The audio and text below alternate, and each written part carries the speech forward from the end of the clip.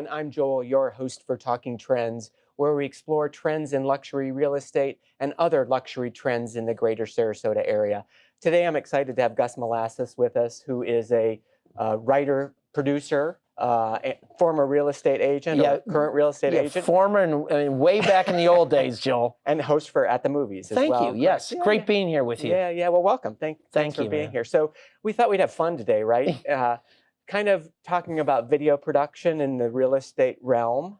Yeah. Maybe going back and exploring a little bit of our history, where we went back and kind of had fun, right? We created some films at different properties. What I loved about you, Joel, was that you were so open-minded and you were able to kind of jump on the bandwagon of Mark's vision.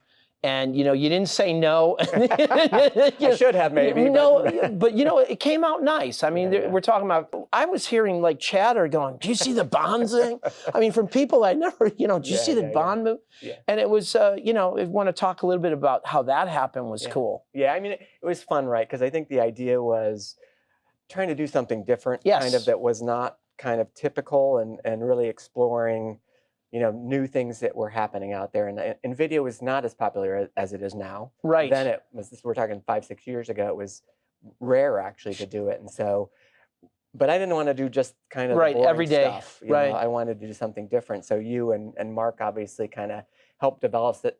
I mean, helped to write the whole script. Really kind of a film. Yeah, it's really a small little film. And, you know, as you probably attest to this, every house has a story. Yeah. So this house warranted a story. It was one of these big kind of, not mega mansions, but a nice home. It was kind of classy. I think west of the trail, if I'm not mistaken. Sapphire Shores. Sapphire Shores, beautiful. And it was the Bond, just fit the motif. It wasn't forced. It was a 2-day shoot. We you know, casting after writing is the most important thing. So you got an actor that played Jim Craig, is it Daniel Craig? I'm sorry. It was the Bond, and he was spot on, and the gal was great. And, that's what I loved about it, because it was like, you know, you guys came to the house, you saw it, you kind of went back, brainstormed about what could we do with this, what could make it interesting, and kind of James Bond popped out. But like you said, it wasn't just a little thing. I mean, we looked for James Bond look-alike. Yes, absolutely. We had the jewelry. We had a story. We had you know, the intrigue, if you will, was in there. Yet the house was not. It wasn't like an afterthought. The house was also starring. I think it really worked. It was fun, and you know, we were talking about casting and the script. It wasn't overdone. We shocked the board of realtors, I think. You know, I often shocked them because I would say things that, you know, pitching stuff, but when we showed that, and it wasn't that it was risque, it was just we went with the story. Exactly. And people were used to seeing, you know, a video of a house. Yeah, a video of the house, and this is the kitchen. Exactly. And we didn't we put, you know, it was all there, but it was a little mystery to it. You felt the romance too. Exactly. The romance of the house as well. Exactly. And I think so we had fun with that. Yeah, it was cool. It was kind of the big one. You were happy with that piece, weren't you? Yeah, I was happy. And did you take a lot of cost? See, he's the bottom line. But did you get any like little pushback from other realtors in the sense of? Well, I mean, it was pretty aggressive. So it was pretty aggressive. It was ahead of its time, I like to think. I think that's right. I think it's right. So I think it was well received, and I think it parlayed into other ones that we did. Right. So and I think one of the other great ones was, of course, the Monica Seles estate that we sold. Oh, and that was fun because we got to have Monica appear in the film as well, which was fantastic. And how nice was she? Yeah. It's always tricky to meet somebody famous, and you know, I've interviewed a lot of people for Scene Magazine and At the Movies, and I always get like a little trepidatious because I go, oh, I hope I'm not disappointed.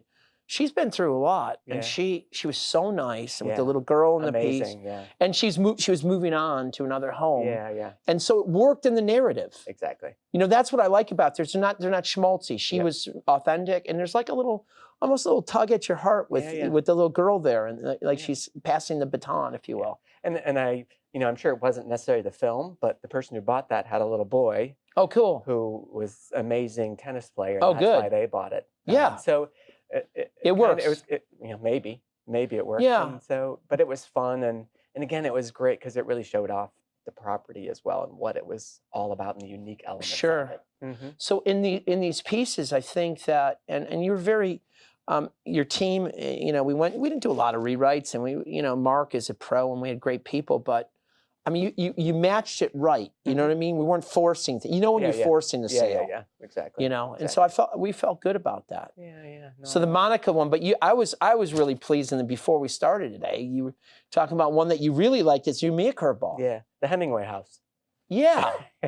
So again, another property we had on Siesta Key that was Gulf front, and again, different feel, right? Yes. Different feel to the property. It was a not as big a house as the other houses. Cottage, kind of warm, fuzzy feeling, and I think we wanted to get that across, that it's a comfortable place. It's a place you can relax and escape, so to speak. Yeah, and again, I think the actors were great in it, and the shots, and Mark did some wonderful shooting in there, and the house wasn't a big fancy house, but it was something you could imagine, again, Hemingway being in. Yeah. You know, at the end, and Joel always shows up at the end. It's like I love the reveals of these. I have to tell you, as we were doing it before, how you know. I think I'm just going to play one after another.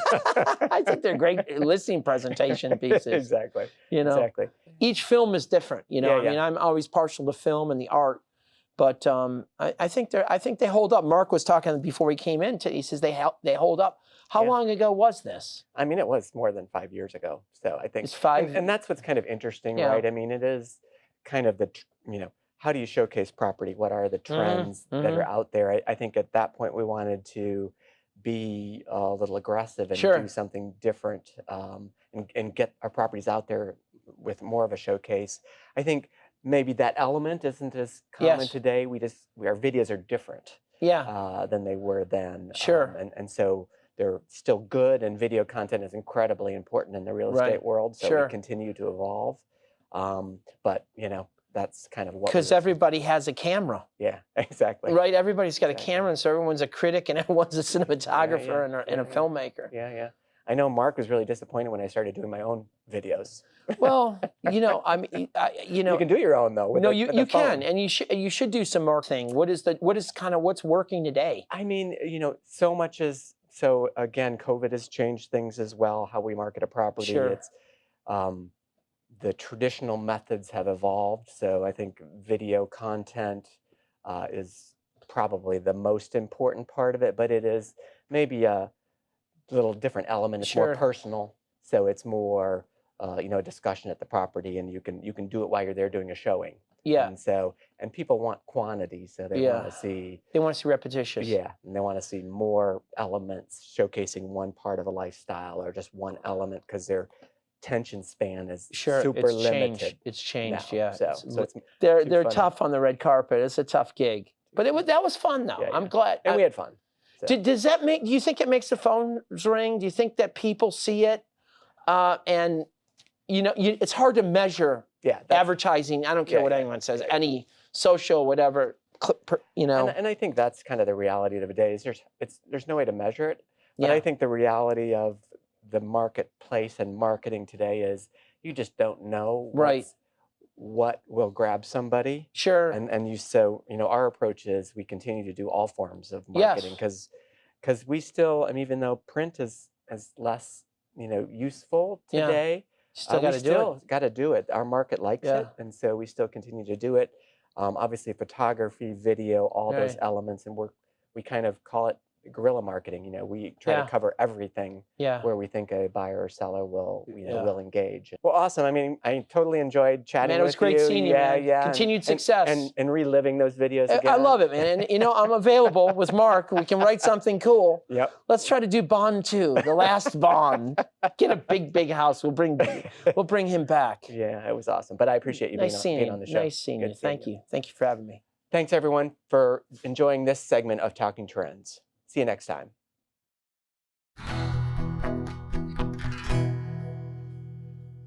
Villa Solstice, 374 South Shore Drive. One of Sarasota's most amazing properties.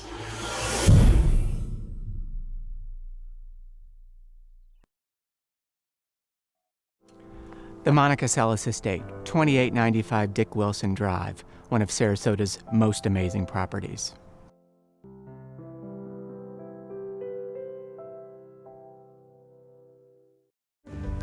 A Hemingway-style retreat on Siesta Key, 4632 Ocean Boulevard, one of Sarasota's most amazing properties.